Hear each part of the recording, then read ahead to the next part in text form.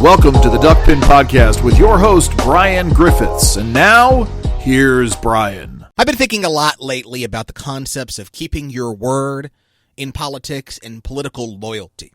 These are two of the most important traits that somebody can have when being involved in politics.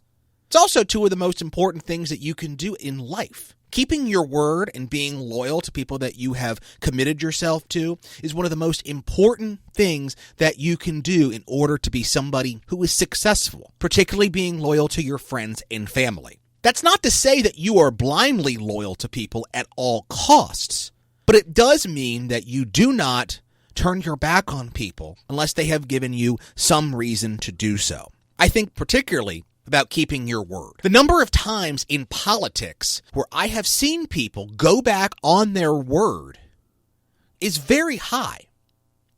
It's happened to me several times during my involvement in politics. In 2009, when I first ran for Maryland Young Republicans chair, I had one county that committed to me. They gave me their word that they were supporting me. And at the end of the day, they voted for the other candidate.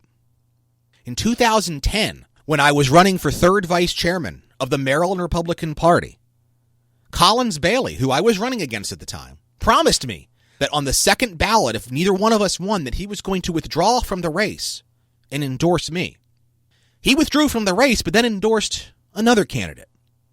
In 2013, when I was running for Young Republican National Chairman, a fellow state chairman promised me that he was going to endorse me and promised me that he was working on an endorsement letter that our campaign could send out.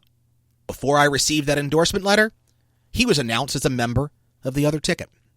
And in 2014, during the governor's race, a local blogger, somebody who we had propelled to prominence, somebody whose relevance came from us giving her credibility, decided to turn her back on us and turn her back on the Hogan campaign, who she had full-throatedly endorsed, to endorse another candidate. She, of course, is now no longer in politics and is now a registered Democrat.